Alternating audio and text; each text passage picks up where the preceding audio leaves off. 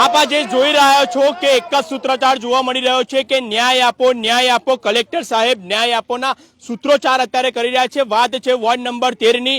Ward number 13 ની અંદર જે સિવિલ હોસ્પિટલ બની રહી છે ઘણા વર્ષો પછી જ્યારે આણંદને સિવિલ હોસ્પિટલ મળી છે ત્યારે હવે ક્યાંક વોર્ડ નંબર 13 ના જે રહીશો છે તેમનો એક અલગ વિરોધ જોવા મળી રહ્યો છે। વિરોધનું કારણ એ છે માત્ર રસ્તો। અવર જવર કરવા માટેનો રસ્તો હતો જે વર્ષોથી વાપરતા હતા અને એ રસ્તો અચાનક બંધ થતા સિવિલ હોસ્પિટલનું કામ થતા અચાનક તે બંધ થઈ ગયો અને તેને લઈને તેઓને વિરોધ કરવો પડી રહ્યો છે। આપણી સાથે કેટલાક વડીલ છે, આપણે તેમની સાથે વાત કરીશું। કાકા, આજે ન્યાય આપોના સૂત્રોચ્ચાર શા માટે કરવા પડ્યા? અમે 1998 થી આ રસ્તો વાપરતા હતા, પણ હવે આ સિવિલ બની છે સારી બાબત છે, પણ એ સિવિલ બની પણ અમારો રસ્તો જે છે એ ખોરવાઈ જાય છે। તો હવે અમે અમને વિનંતી કરીએ છીએ કે અમને સાઈડમાં જે રસ્તો અવકુડાએ પાસ કરેલો છે એ રસ્તો અમને કાઢી આપે, જેથી સિવિલનું કામ પણ થાય, પબ્લિકને સહાય પણ થાય અને અમારું એક કામ જે છે અને નાના બાળકો જે સ્કૂલે જઈ રહ્યા છે, વૃદ્ધો જઈ રહ્યા છે, તો એ એમને અનુકૂળતા થાય એવી અમારી વિનંતી છે। એ અમને ગ્રાહ્ય રાખે અને સરકાર શ્રી કહે છે કે સૌનો સાથ સૌનો વિકાસ, તો પછી એ સૂત્રોચ્ચાર કરે છે તો એનો સાર્થક પણ કરાવો એવી અમારી વિનંતી છે। કાકા, આપે આ બાબતને લઈને કોને કોને રજૂઆત કરી છે અત્યાર સુધીની અંદર? અમે બધા ધારાસભ્યોને પણ વિનંતી કરી છે, કલેક્ટર સાહેબને પણ વિનંતી કરી, પત્રો પણ લખ્યા છે, અવકુડામાં લખ્યા છે, નગરપાલિકાને પણ પત્રો લખ્યા છે। એ પત્રોના જવાબ અમારી પાસે, જે રિસીવ કરેલા પત્રો પણ અમારી પાસે છે કે ભાઈ અમે બનતું ગોઠવીશું, પણ બનતું ગોઠવીશું પણ ક્યારે? હવે અવર જવાના રસ્તામાં મુશ્કેલી પડે છે, એટલે અમારા કોન્ટ્રાક્ટરનો આભાર માનવાનો થયો છે કે એમણે સાઈડમાં આપણા ટેમ્પરરી રસ્તો કાઢે છે, તો એમને અમે આભાર પણ માનીએ છીએ કે ભાઈ ચાલો અમારી એટલી વ્યવસ્થા તો કરે છે। તો સરકારશ્રી આ બાબતે જાગૃત થવાની જરૂર છે। તમારે શું માંગણી છે હવે, કે કયા પ્રકારનું શું માંગણી છે તમારી? અમારી માંગણી છે કે જે વિદ્યાર્થી રોડથી બોરસદ રોડ જે છે એને જોડતો જે રોડ અવકુડામાં પાસ થયો છે એ રોડ કાયમ કરો તમે, જેથી કરીને પબ્લિકને આવવા જવામાં સરળતા પડે અને ભવિષ્યમાં સિવિલમાં આવનાર દર્દીને પણ એ મળશે લાભ એનો। તો અમારી વિનંતી ગ્રાહ્ય રાખવા જેવી છે અને ગ્રાહ્ય રાખવામાં સરળતા પણ છે, એમાં કંઈ વધારાનું કોઈ આયોજન કરવાનું રહેતું નથી સરકારશ્રીને। આપણી સાથે બીજા પણ કેટલાક વડીલો જોડાયા છે, આપણે તેમની સાથે પણ વાત કરીશું।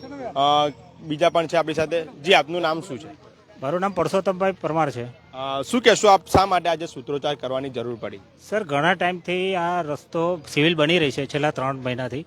પહેલાં તો રસ્તો અહીંયા અમે જતા આવતા હતા, પણ સિવિલ જ્યારથી બનવાનું થયું ત્યારથી આ રસ્તો બ્લોક થઈ ગયો છે। એ લોકો બેરીટેક મારવાનું, અમે કલેક્ટરને પણ રજૂઆત કરી છે, આવેદનપત્ર આપ્યું હતું, કલેક્ટર સાહેબ પણ આવી ગયા છે અહીંયા। અને વિદ્યા ડેરીથી જીટોડિયાને જોડતો માર્ગ જે છે આગળથી તો ઘણો સોકડો છે, એ અમને 20 ફૂટનો કાઢી આપવાનો બાંહેધરી આપેલી છે કલેક્ટર સાહેબે।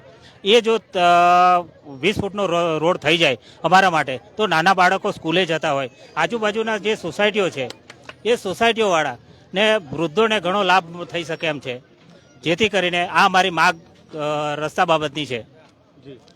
જે પ્રમાણે કહેવાય છે કે અત્યારે ઘણા બધા જે નગરજનો છે, અહીંના જે સ્થાનિક રહીશો છે, એ અહીંયા આગળ અત્યારે ઉપસ્થિત થયા છે। આપણે તેમની સાથે પણ વાત કરીશું। કાકા, અહીંયા આગળ કેટલા રહીશો છે? આશરે કેટલા લોકો અહીંયા આગળ રહી રહ્યા છે અને કેટલા લોકોને આ તકલીફનો સામનો કરવો પડી રહ્યો છે? લગભગ 1000 ઉપર પબ્લિક છે અહીંયા, નાના બાળક પણ એટલા છે। અને તમે શેરીમાં જુઓ તો આ પાછળનો ભાગ આખો, ત્યાં મુશ્કેલી એ છે કે રસ્તા પણ સાંકડા છે, તો રસ્તામાં પણ કશું કામ થઈ શકે એમ નથી, એટલે એમને અહીંયા આવે છે।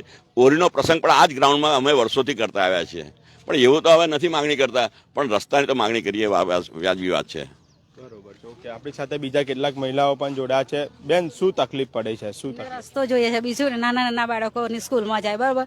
નરેન્દ્ર મોદી સાહેબ એવું કહે છે કે બાળક મારું ભવિષ્ય છે, મારો ગૌરવ છે, તો નાના બાળકો કેવી રીતે છે? એક સાહેબ એવા, કલેક્ટર સાહેબ એવું બોલ્યા હતા કે આ તમારી સ્કૂલ જ બંધ થઈ જશે તો તમે શું કરશો? તો નાના બાળકોને જવાનો રસ્તો બધા તો કોઈ માલદાર હોય રિક્ષા કરી શકે, બરોબર, પણ નાના બાળકો જે બેન બંગલે કામ કરી અને ગુજરાન ચલાવતી હોય, નાના બાળકો તૈયાર કરીને મોકલી દે, જાતે જાતે કેવી રીતે જાય? ચોકડી ફરીને ગોળ જાય તો એક્સિડન્ટ થાય, કશું થાય તો કોણ જવાબદારી લે? એટલે અમારે આ રસ્તો જોઈએ, બસ, બીજું કશું નહીં।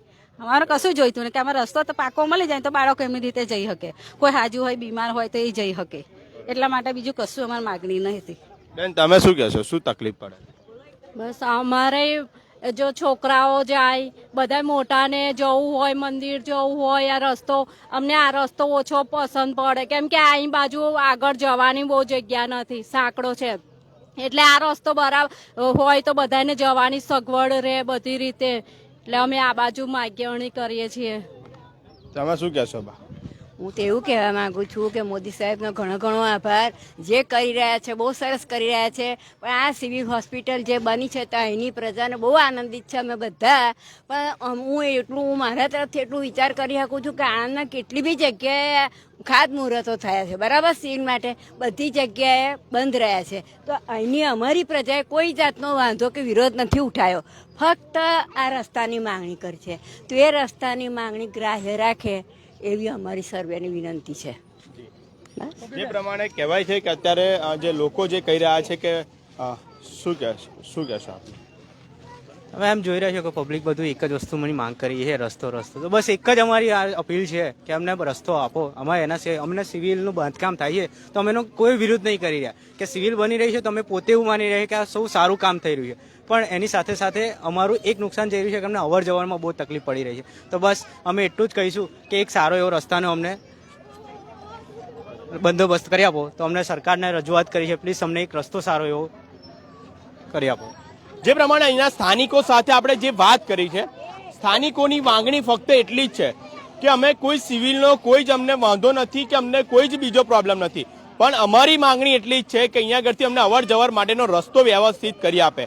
વાત કરીએ કે આપણે ઘણા વૃદ્ધો સાથે પણ વાત કરી, જે વડીલો હતા તેમની સાથે પણ વાત કરી. તેઓ કહી રહ્યા છે કે મોદી સાહેબની કામગીરી પણ સારી છે અને તમામ સરકારના પણ વખાણ કરી રહ્યા છે, પરંતુ હવે સિવિલ બની રહી છે એ લોકો પણ આનંદિત છે કે સિવિલ બની રહી છે આણંદ માટે, અને સારી બાબત છે કે વિકાસ માટેની આ સિવિલ બની રહી છે. પણ વાસ્તવિકતા જે એક એવી છે કે આજે એ લોકોને ન્યાય આપોના માંગ સાથે કલેક્ટર સાહેબને વિનંતી કરવી પડી છે, કારણ કે તેઓની માંગણી છે ફક્ત અહીં આગળ અવર જવરના રસ્તા માટે.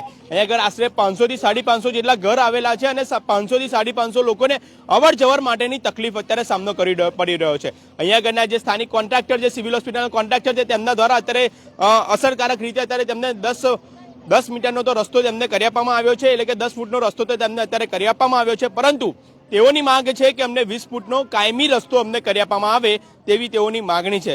જોવાનું રહ્યું છે કે આગામી સમયની અંદર હવે તંત્ર દ્વારા રહીશોને બાબતને લઈને કયા પ્રકારનો નિર્ણય કરવામાં આવે છે. બસ સતત અપડેટ માટે અમારી સાથે જોડાયેલા છો. કેમેરામેન અક્ષિત પટેલ સાથે હું છું મોના નિંગુ, અર્બન ગુજરાત.